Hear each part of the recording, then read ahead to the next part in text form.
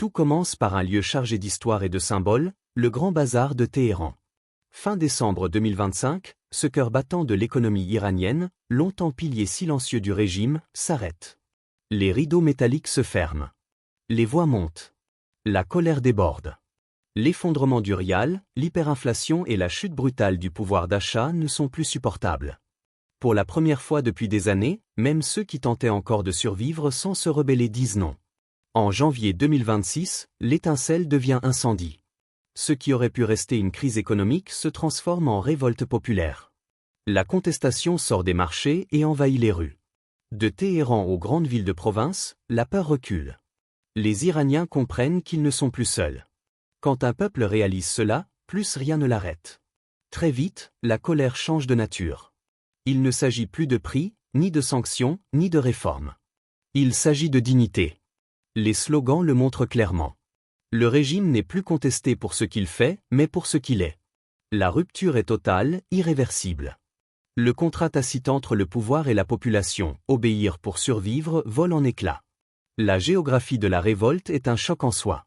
Des régions historiquement calmes, des villes considérées comme loyales au régime, entrent dans la danse. Des jeunes, des commerçants, des ouvriers, des étudiants marchent ensemble. Les réseaux sociaux amplifient chaque image, chaque cri, chaque arrestation. L'information circule plus vite que la répression. Ce mois de janvier marque un basculement psychologique décisif.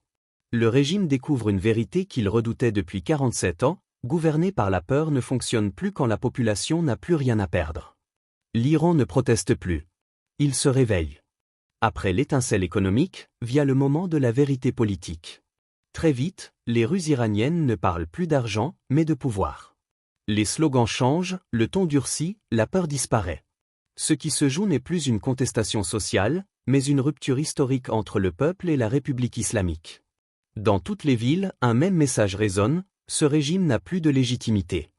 Mort au dictateur, pas de Gaza, pas de Liban, ma vie pour l'Iran, ces cris traduisent un rejet profond d'un État qui a sacrifié son peuple au profit d'idéologies et de guerres extérieures.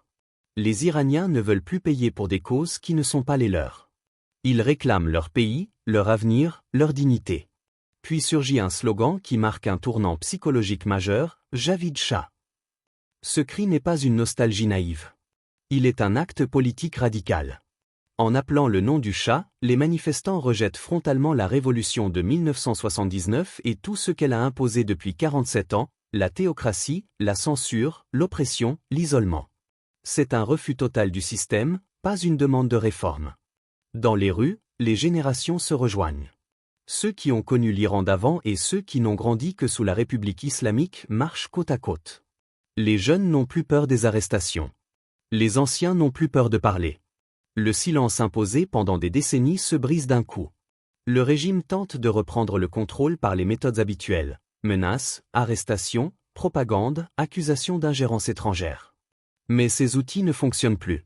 La population ne croit plus aux discours officiels. La parole du pouvoir est devenue vide. Ce chapitre marque un point de non-retour.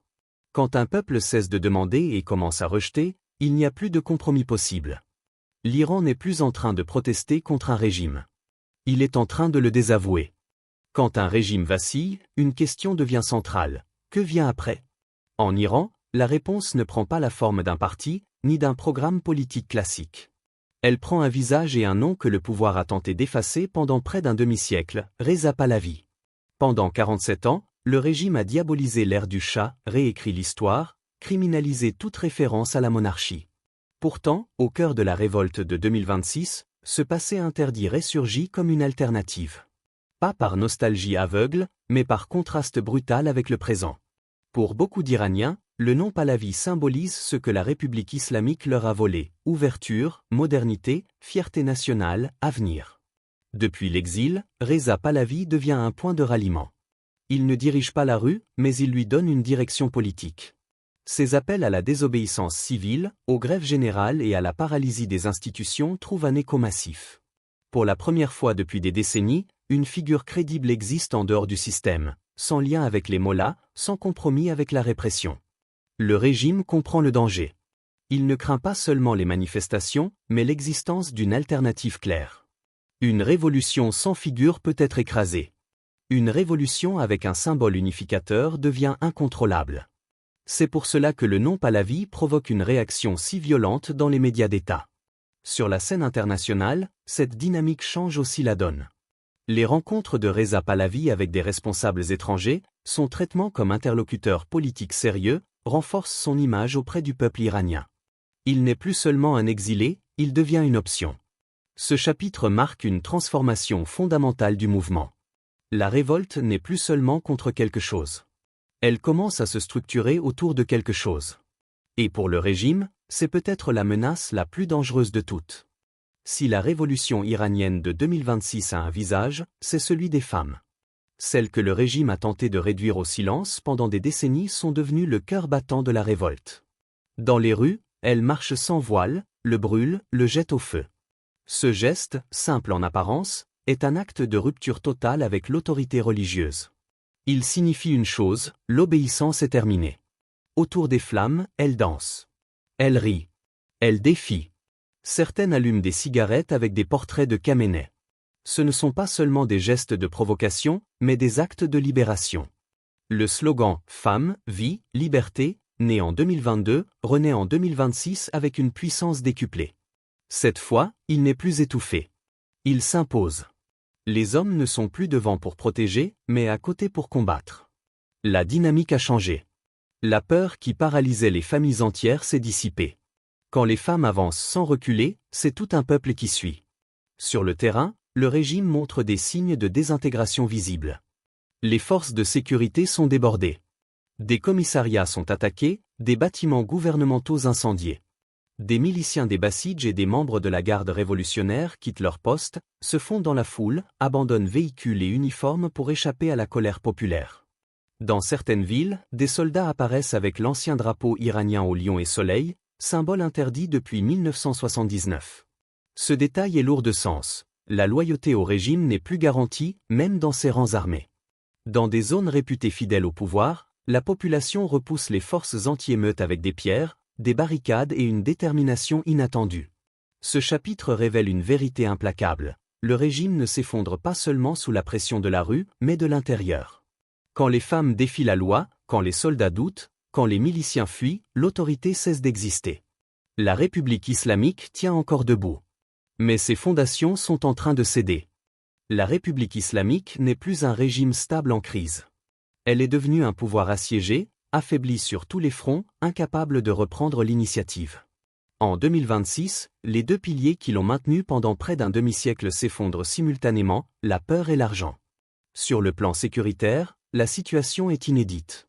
Les forces censées protéger le régime hésitent, reculent, disparaissent. Sortir en uniforme devient dangereux. La peur a changé de camp. Chaque arrestation risque de déclencher une explosion plus grande encore.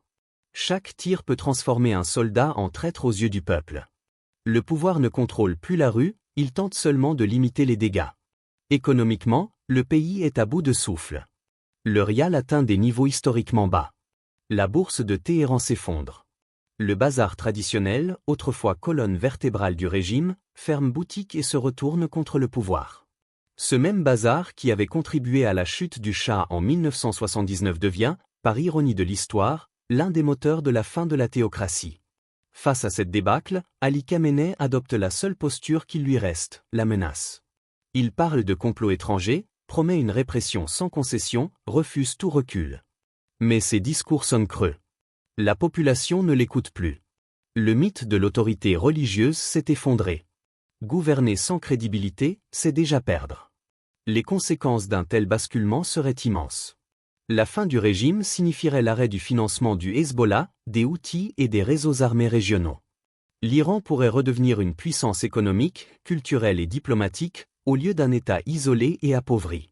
Pour des millions d'Iraniens, c'est l'espoir de rentrer, de reconstruire, de respirer. Ce que le monde observe n'est pas une crise passagère. C'est la conclusion d'un cycle commencé en 1979. Un long hiver politique touche à sa fin dans les nuits brûlantes de 2026. L'Iran appartient aux Iraniens. Pas aux mollahs. Abonnez-vous pour plus d'actualités en temps réel. Votre soutien nous donne la force de continuer à dire la vérité. Aimez, commentez, partagez, chaque geste compte.